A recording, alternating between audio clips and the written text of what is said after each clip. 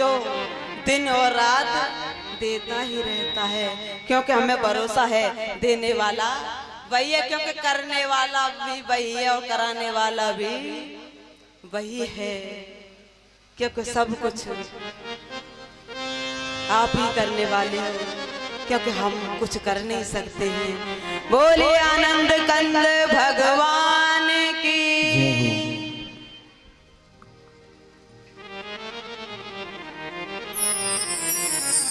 और अभी श्री राधेलाल कुशवाहा जी जसूपुरा से 551 रुपए की माला और फेंटी से स्वागत कर रहे हैं। जोरदार तालियों के साथ स्वागत करें। और हाँ, पूरे भंडारे में जितने भी चावल लगे इन्हीं की तरफ से जोरदार तालियों के साथ स्वागत करें। बोलिए वृंदावन बिहारी लाल की। ठाकुर जी से मेरी प्रार्थना कि सभी मनोकामनाएं पूरी हो, धन दौलत से भंडार भरे रहे और परमात्मा इन्हें 10 गुना करके वापस कर दे, क्योंकि भगवान की कहते हैं कि भगवान की कथा में यदि हम कुछ दान करते हैं, एक बात बताओ, क्या भगवान को आपसे कुछ चाहिए? भाई जो देने वाला है, जो सब कुछ वही दे रहा है, तो क्या उसको चाहिए? लेकिन परमात्मा जो ये कहते हैं कि ऐसा ऐसा शुभ अवसर आता है कि कुछ कर लिया जाए, क्योंकि यही साथ जाएगा, अन्यथा कुछ साथ जाने वाला नहीं है। तो ऐसे मौके बार बार नहीं आते हैं। बोलिए बांके बिहारी लाल की जय हो। आज सभी लीलाओं में लगे हैं। श्री सुखदेव जी कहने लगे, हे राजन,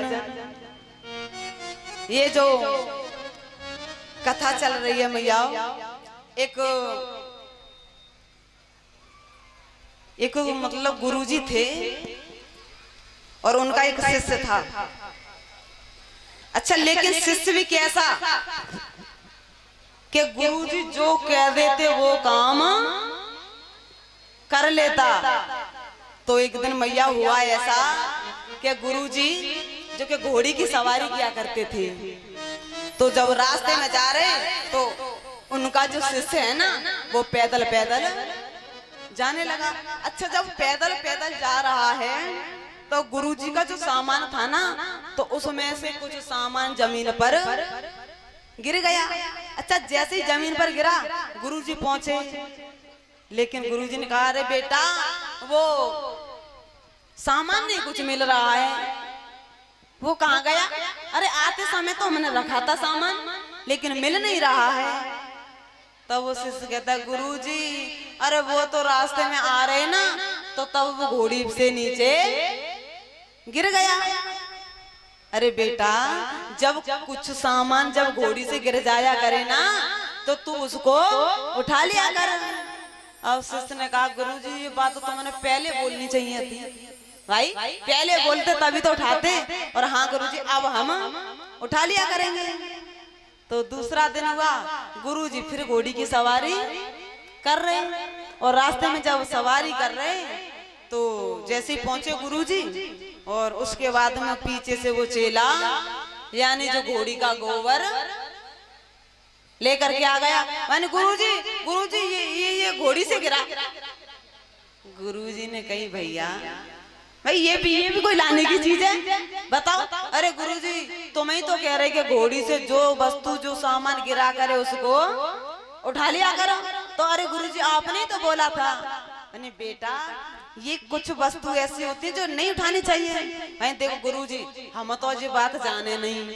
अब ऐसा करो, तुम सामान की लिस्ट बनाए दो, और जो भी लिस्ट बनाओगे तो जो भी सामान गिरेगा मैं उठा लिया करूंगा।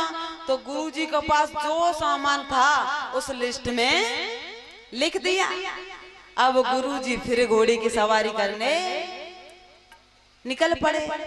तो जैसे ही हुआ रास्ते में ऐसा कि आगे बहुत बड़ा गड्ढा मिला, तो घोड़ी ने जैसे पैर उसमें रखा तो घोड़ी गिर गई। अच्छा, घोड़ी गिरी तो फिर गुरुजी गिर गए, और बेचारे जैसे ही गुरुजी गिरे तो गुरुजी तो बेहोश है गए। अब वो चेला ने लिस्ट में देखो नाम, मैंने फलाना फलाना सामान उसने सब उठा लिया। अब गुरुजी के पास जाके बैठेगा और बेचारे गुरुजी बेहोश पड़े। और कुछ समय बाद जब होश आया तो कहा गुरुजी ने, अरे भाई कम से कम तुम वो उठाए तो ले। उसने लिस्ट में देखा, माने गुरुजी जामे लिस्ट में तुम्हारा नाम तो तू ही ना है, तो हम कहां से उठा ले। तो कुछ ऐसे भी होते हैं कि भाई बताओ, अच्छा गुरुजी का भी नाम लिस्ट में लिखना जरूरी था कोई, लेकिन कुछ होते हैं ऐसे। बोले आनंद कंद भगवान की। इधर लीलाओं में लगे हैं। श्री सुखदेव जी कहने लगे, हे राजन, भगवान ने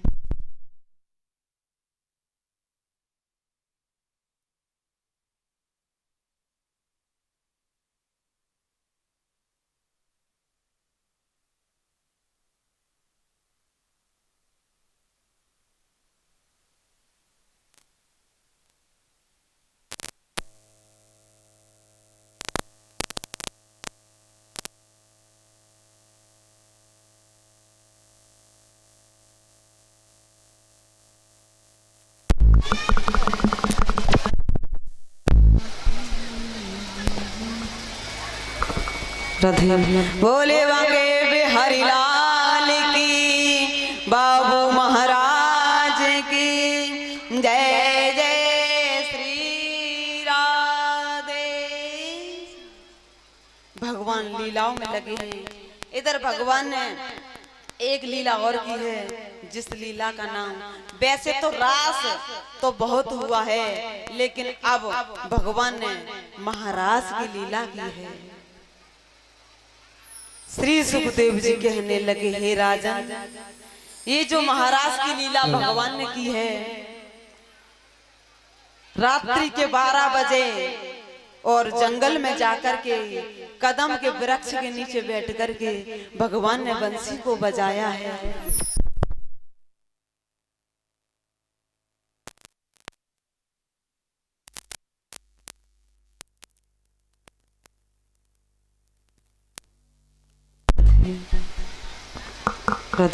बोले वाके बिहारी लाल की।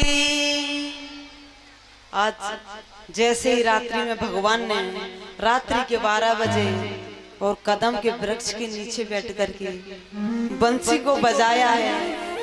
आज जैसे ही बंसी की आवाज जब गोपियों के कानों तक पहुंची है, तो उन गोपियों पर रहा नहीं गया है। वो सब गोपी दौड़ी दौड़ी जंगल में, वो भी रात्रि के 12 बजे जंगल में परमात्मा के पास आई है। वो बंसी तो भगवान ने यानी द्वापर में बजाई थी, लेकिन कलयुग में जो बंसी आपके यहाँ पर जिसको बजते बजते आज 9 दिन हो गए, और जिन मैयाओं के कानों तक इसकी आवाज पहुंची है ना, उन पर रहा नहीं जाता है। मानी अरे सुबह जब जागती है ना, सुबह जल्दी जल्दी जागेगी, सुबह घर का काम करेगी, और जल्दी जल्दी काम कर लो, क्योंकि 12 बजे से फिर कथा में जाना है और कथा भी सुननी है। और शाम को उसके बाद में आरती हुई, प्रसाद हुआ, फिर शाम को जब घर जाती हैं फिर जल्दी जल्दी काम करती हैं, और फिर वहीं शाम को फिर आरती में आना है। क्यों? क्योंकि इनके कानों तक जब इसकी बंसी की आवाज गई है ना, तो इन पर घर पर रहा ही नहीं जाता है। जिसको बंसी को बजते बजते आज 9 दिन हो गए। और आप भी मैयाओं कोई गोपियों से कम नहीं है। यहाँ जितनी भी बेटी हैं वो सब गोपियां हैं, बच्चे सब ग्वाल वाल सभी, जो के परमात्मा की चर्चा जिनके कानों तक पहुंच जाती है ना, उन पर रहा नहीं जाता है। क्योंकि मन ही नहीं लगता। ये कहते हैं घर पर यदि हम रुक भी जाएं, कोई काम पड़ जाए तो मन ही नहीं लगता। ऐसा लगता है कब कथा में जाएं, कब वहां जाकर के बैठे, कब कथा को सुने। क्योंकि लेकिन जो लोग नहीं आ पाते हैं मैंने देखा है कि कुछ लोग तो यहाँ पर भी बहुत दूर दूर से आ रहे हैं और कुछ लोग गांव से भी नहीं आ पा रहे हैं, क्योंकि जिन पर कृपा होती है परमात्मा की वही आ पाते हैं, और जिन पर कृपा नहीं होती है वो नहीं आ पाते हैं। कुछ तो ये कहते हैं अरे क्या कथा, अरे क्या कथा सुने, अरे ऐसी कथा हमने बहुत सुनी, क्या कथा सुने। लेकिन